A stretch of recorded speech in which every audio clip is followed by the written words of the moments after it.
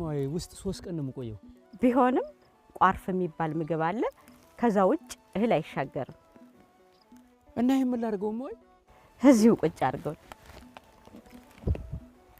ግን ኃጢያትም አይሻገርም ነው ያለው አዎ ኃጢያት አይሻገርም እንዴት እንደ ካባ ወልቆ ነው የሚቀረጽ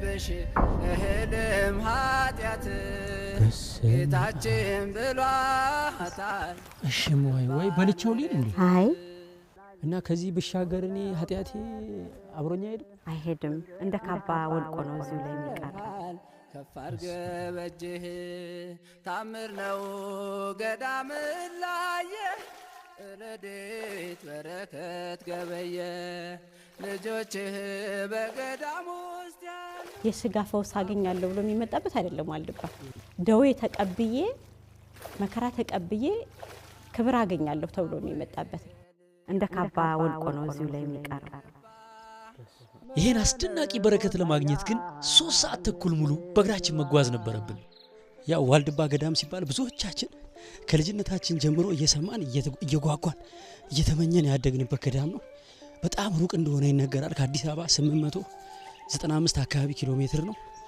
በረሃ እንደሆነ ይነገራል የእግር መንገዱ አሁን ከ1 ሰዓት ተኩል እስከ 2 ሰዓት ይፈጃል በጣም ሩቅ ነው ወለተ ማርያም መጀመሪያ እዚህ ሳትሆን ሶቃር ነበር እናቷ ይዛ የመጣች እሺ አቀውና እናቷ ገላ ቱል ስትል አይቻታለሁ እሺ እናቷም ያው ብዙ ጊዜ መጣ ልውሰድሽ ትላታለች እኔ አልሄድም ነው የምትለው ሸሽጉኝ ነው የምትለው እርግጥ እማሆይ ወለተ ማርያምን አሳምኖ ከዚህ ገዳም እንዲወጡ ለማድረግ ቀላል እንዳልሆነ እናታቸው ነግረውኛል ምክንያቱም ካንዴም 3 የሞክረውት ነበር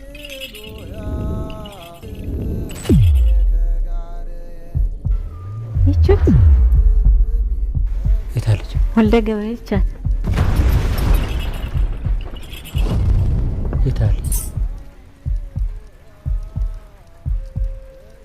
ትልልቅ ሰው ነው የሚታየው በነገራችን ላይ ዛሬ ተአምር ነው ማለት ከቀኑ 7 ሰዓት ይሄ በራ በጣም የሚያቃጥል ፀሐይ ነበር እግዚአብሔር ይመስገን ዛሬ ለኛ ደመና ነው ሳንቃጠል እንገባ እግዚአብሔር ፈቅዶልናል ማለት ክብር ምስጋና ይድረሰው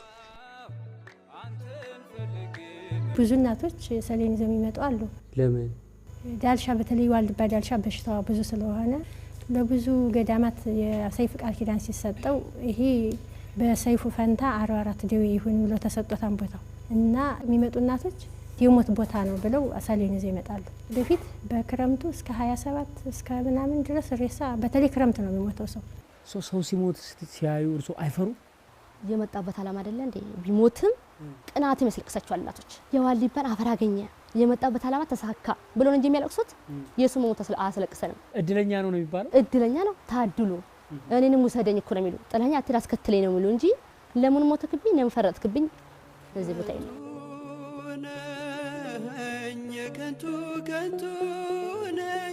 እናቶችና አባቶች ያው በተለያየ ገዳም ሆነው በቀን አንድ ጊዜ መራራ ቋርፍ የሚባል ነገር እየበሉ እግዚአብሔርን የሚለምኑበት በጣም ትልቅ ገዳም ነው ጸጥ ያለ ጫካ ነው ጸጥ ያለ እዚህ ነው ቋርፍ መንቀምሰው ቋርፍ ምንድነው ምን ይመስላል በአይናችን እናያለን ትልልቅ አጸዶች ነው ያሉት በጣም ትልልቅ ዛፎች በዚህ በኩል ትልልቅ ዛፎች አሉ እንደ በረሃነቱ አይደለም ቅስቅስ ያለ ጫካ ነው እዚህ ጋር ከዚህ ወጣ ሲባል በጣም ሰዓት ነው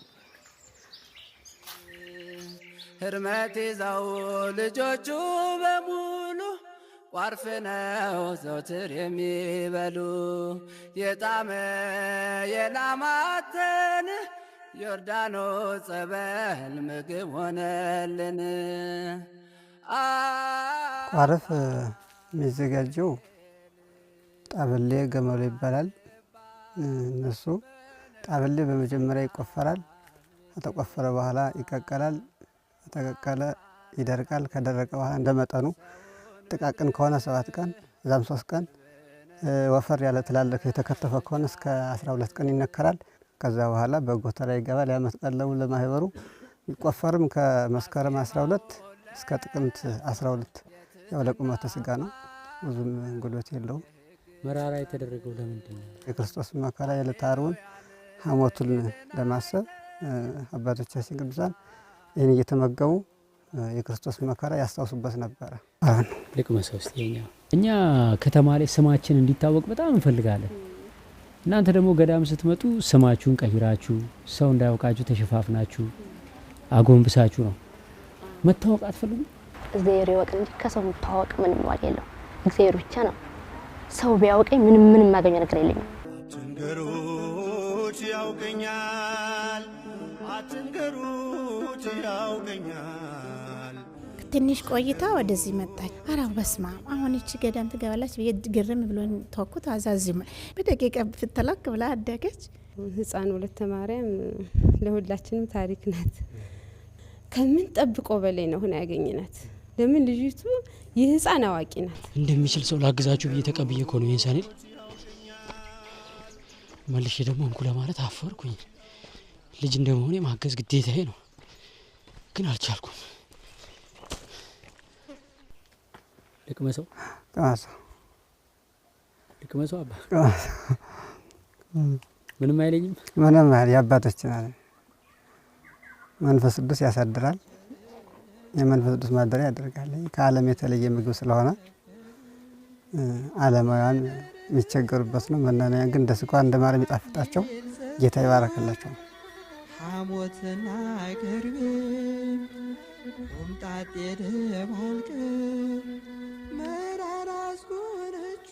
ይሄ መልሰል አባ እንግዲህ ካልተቻለ መልሶ ወይ አልቻልኩም።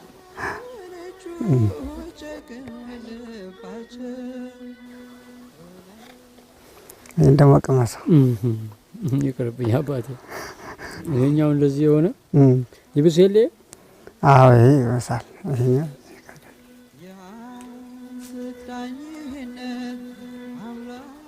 አልቻልኩኝም አባ። ሞክረው ትንሽ በምን ልዋጠው? ውሃ አለ እንዴ አባ? ውሃ እናምጣለን። መዋጫ ውሃ ከኔና ይዋጥ የለም። መድኃኒት ቶሎ እንኳን ይሄ ነፍስ መድኃኒት ነው። ልክ የስጋ መድኃኒት መራራ ይዋጣል። ይሄ እኮ የነፍስም የስጋ መድኃኒት ነው። የአባቶቻችን በረከት ነው። ገዳም ማለት እንጨት ለቀማ አለ፣ ቁፋሮ አለ፣ ውሃ ቅጂ አለ። በጣም ብዙ ስራ ነው ያለ። እናቶች ያዛሉ። በዚህ ውጣ ወታደር ማለት ይቻላል። በቃ ምን ነው ማለት አንደኛ እንደውም ወታደር ነው። በቃ በዚህ ዳ በዚህ ውጡ በዚህ ውጡ። እሺ መከራ ያስተምራል፣ ብዙ ትዕግስት ያስተምራል፣ ትትና ያስተምራል። አረ ብዙ ነገር ነው ያስተምራል ገዳም።